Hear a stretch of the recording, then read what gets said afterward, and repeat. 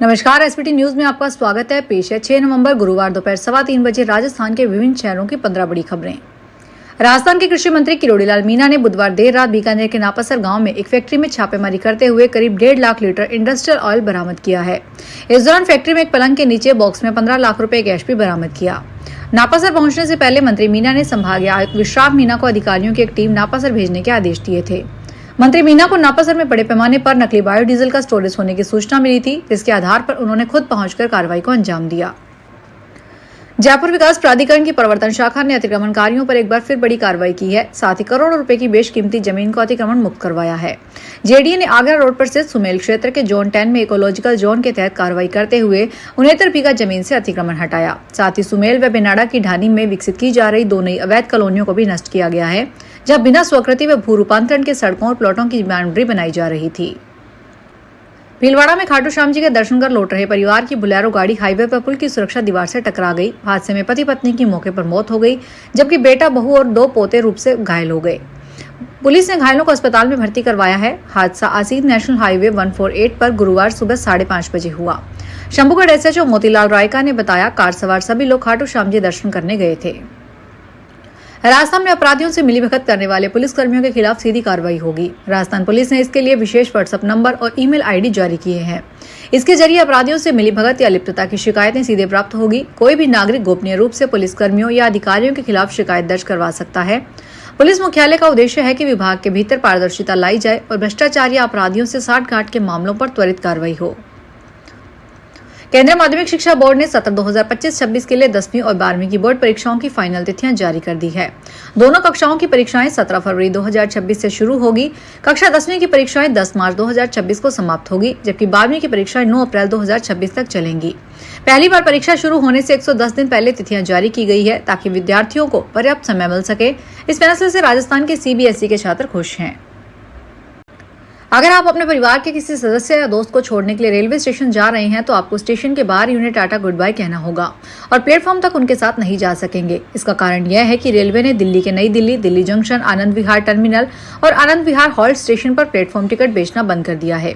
यात्रियों की भारी भीड़ को देखते हुए रेलवे ने बड़ा फैसला लिया है। रेलवे स्टेशन पर यात्रियों की संख्या को सीमित करने और किसी भी तरह की दुर्घटना से बचने के लिए यह फैसला लिया गया है। राजस्थान के मुख्यमंत्री भजनलाल शर्मा ने बिहार विधानसभा चुनाव में मतदाताओं से पूरे उत्साह, जिम्मेदारी और जागरूकता के साथ अपने मताधिकार का उपयोग करने का आग्रह किया है। शर्मा ने गुरुवार को सोशल मीडिया के जरिए यह आग्रह किया। उन्होंने कहा कि बिहार में आज लोकतंत्र के महापर्व का पहला चरण प्रारंभ हुआ है। सभी मतदाताओं से आग्रह है कि वे पूरे उत्साह, जिम्मेदारी और जागरूकता के साथ अपने मताधिकार का उपयोग करें।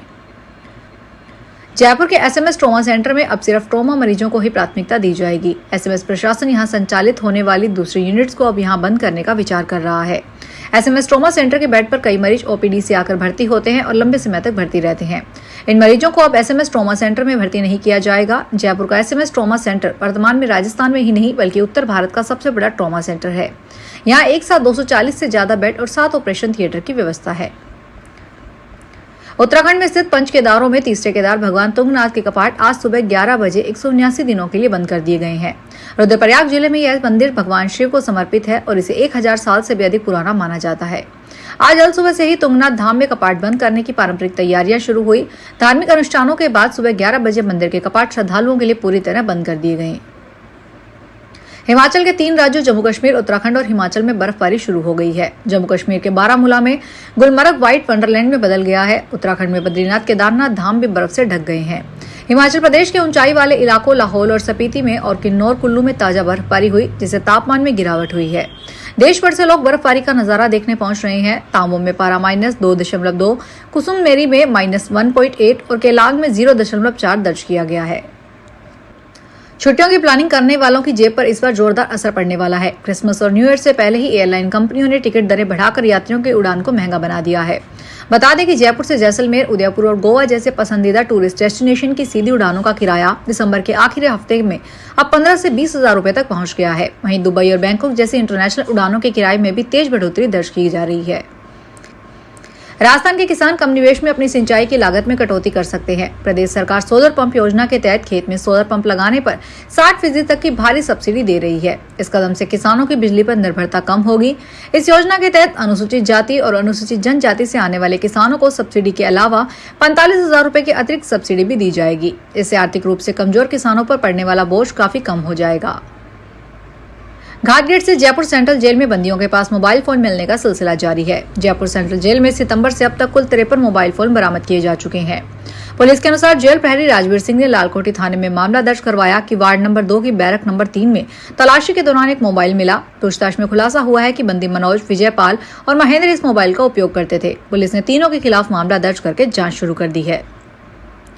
चंडीगढ़ के सेक्टर 44 में स्थित रिटायर्ड आईएएस अधिकारी डॉक्टर गुप्ता के बंद पड़े सरकारी मकान में चोरी की वारदात सामने आई है। मकान लंबे समय से बंद था और वीरवार को जब उनके गनमैन ने घर जाकर देखा तो अंदर से कई टैबलेट चोरी मिले। जानकारी के मुताबिक शिकायतकर्ता डॉक्टर गुप्ता के गनमैन कबूल सिंह ने बताया कि मकान नंबर 1126 सेक्टर 44 में पिछले कई महीनों से ताला लगा हुआ था। जब वे मौके पर पहुंचे तो पाया कि घर के अंदर रखे सभी टैब चोरी हो चुके हैं। इसके अलावा उन्होंने तुरंत पुलिस को सूचित किया।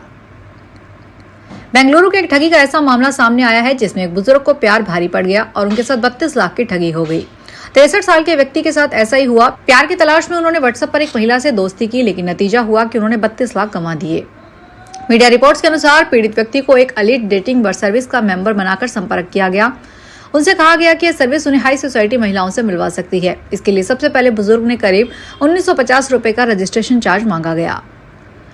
फिलहाल इस बुलेटिन में इतना ही, फिर हाजिर होंगे बड़ी खबरों के साथ। अगर आप भी अपने आसपास की छोटी बड़ी और महत्वपूर्ण खबरों से अपडेट रहना चाहते हैं तो सब्सक्राइब कीजिए हमारे चैनल एसपीटी न्यूज को और प्रेस कीजिए बेल आइकन पर।